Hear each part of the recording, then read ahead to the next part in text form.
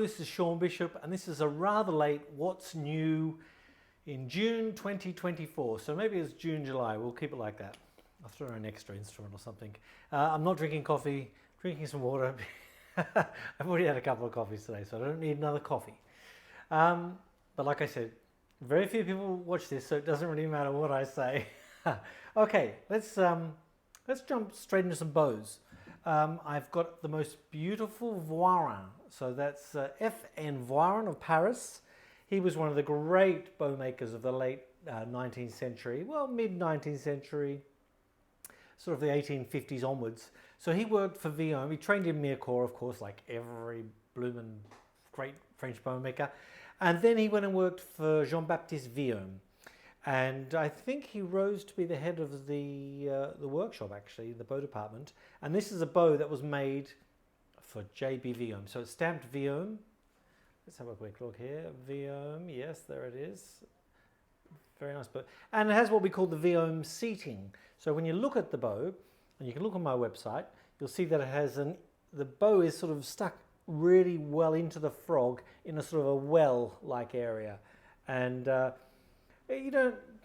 makers these days don't do it that often. The really last people that used to do that were, I think Hills did that early on. E.A. Usha did it. But that's about it. People don't do it much these days. It's regarded as a Vuin style. So I say it's a Vuin style. This bow is absolutely beautiful, and I'm selling this on behalf of one of the UK's finest violin concertmasters. And I think he wants to buy a house or something like that, so he's selling one of his bows. And this is a beauty, though, I have to say. So if you're looking for a great bow at a reasonable price too, I think it's ridiculous now the way Sartre has gone through the roof. We're talking Sartre's are now, well, in pounds sterling, we're talking 35 to 40,000 pounds. What's that up? $50,000, $40 to $50,000 US. And he made millions of them. Voirin, on the other hand, didn't make millions of bows, much rarer. And if you get one that works, I know Sartre always seems to work because they're always a good weight, good strong, but you'll never find a Sartre, I think, that sounds as good as a Voirin. Okay? So if you want colours and finesse, I would go for a Voirin. But yeah, beautiful bow. Come and try it. Like I said, it's £10,000 cheaper than a Sartre, which is bonkers. Right, next bow. In a way of the same period, interesting. This is, well, it's a little bit later, This is a J.Tubbs viola bow. I've had lots of these over the years. This is a really nice example, probably 1890, although it has a certificate saying it's 1860, but I will ignore that person and stick with my knowledge, which I dare say is greater. And you like this, it's got whalebone lapping, which is not the original, I don't think. I don't think Tubbs used whalebone lapping, but this is very old lapping, and to me it looks like some sort of a hill from a hill bow maker. So it looks like it's a good 50, 60, 70 years of the lapping. But this bow was made in about 1890. It's a viola bow by J.Tubbs, stamped J.Tubbs. And boy, it works, really plays so well. And the bizarre thing is, big head, as you can see, the Tubbs style head with the silver plate at the end. This bow weighs 67.5 grams, I think. It's very light Pernambuco, because when you look at it, if you just looked at it, you would think it's going to be a 72-gram bow, but no, 67, but feels like a 70-gram bow in the hand. Doesn't feel light, particularly with the lapping, like I said. If you wanted to boost it to 70 grams, you could. I wouldn't touch it. It works, and the fact that it's got lapping that is 50 to 80 years old proves that it works. And Tubbs makes a great sound.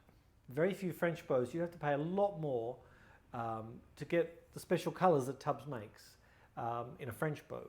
So a French bow would have to be 19th century, really, to achieve what I think a Tubbs achieves.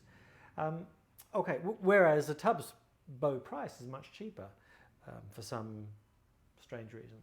Anyway, let's get on to some instruments. We have G.Pistucci. Now, everyone must be getting sick to death of me talking about Pistucci. I'm almost getting sick to death talking about Pistucci. And the reason why I am is that I've got 5 violins now. I own 5 violins. And it's not that I haven't sold instruments by Pistucci. They're not the same 5 I've had for the last 5 years. I just keep seeming to be getting them. They seem to come. I sell one and I get another one. This one I sold, I think about 10 years ago, maybe 8 years ago. And it came back part exchange when the violinist upgraded. And so this is a nice Galliano copy. It's got a Galliano label, is it? Yes. Brothers Galliano, it says inside, 1850 something or other, which is, well, it's definitely not.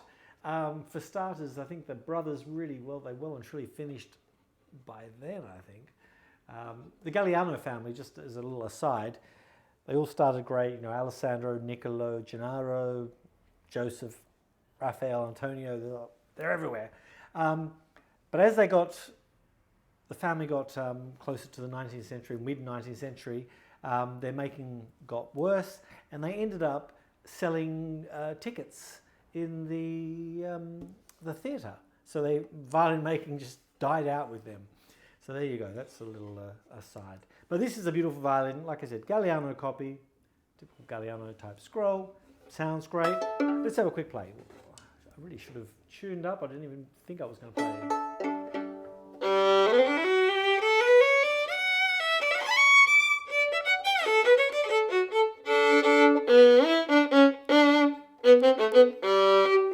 Nice, isn't it? Yeah, very nice. Right, so I'll put that down and let's go on to violas. So I have a viola here by Giuseppe Scabbi. He's one of the last of the great 19th century makers, really. He's not a modern Italian. He had a son, Antonio, who was more in the modern style. But I think we can safely say that along with members of the Antoniazzi family, say Riccardo, Gaetano Antoniazzi, really, Stefano Scarapella and Giuseppe Sgarbi are the last 3 real makers of the 19th century that still had that old school feel, okay?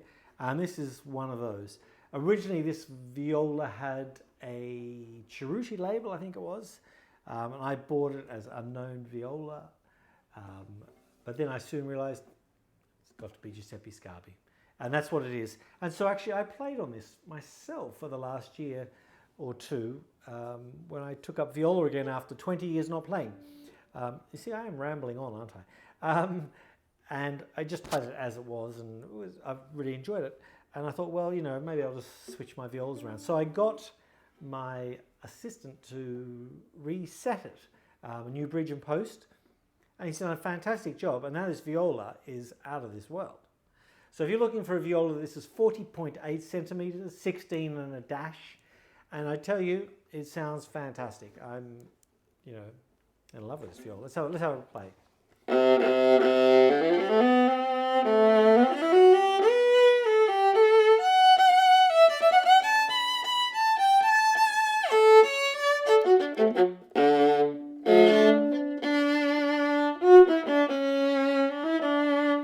There you go. That's an audition for you. Yeah, really great viola. It's got a real nuttiness to it, and I think it's got a very big sound now for a 16-inch viola. Right, the final one I'm going to talk about, very briefly, is one that was sort of in my cupboard, and I just pulled it out. Someone is taking it on trial, so hence it's on my desk because it had opened up a few seams. So my able assistant, Martin, glued it up, and we just gave a bit of a touch-up on the varnish. But this is a really interesting viola because it's made by a guy called Leone Sanavia of Venice. Now, what date are we here? Have to look in here. 1851 or 2 or something. In fact, I don't even know what size it is. I think it's 16 and a quarter, around that. But it sounds fantastic. It really sounds good. Makers in Venice in the 1950s, 1940s, 50s, pretty rare. Making really had died out with the Deganis, Giovanni Schwartz. Who else was there? There was that other guy. I can't even remember. But yeah, Ciega family in the 1930s and 40s. But Sanavia was a guitar maker, mandolin maker, lute maker, and obviously he made the occasional violin and viola. And this is a viola he made in mint condition with an Eric Blow certificate. Have a listen to this. I think it sounds pretty good.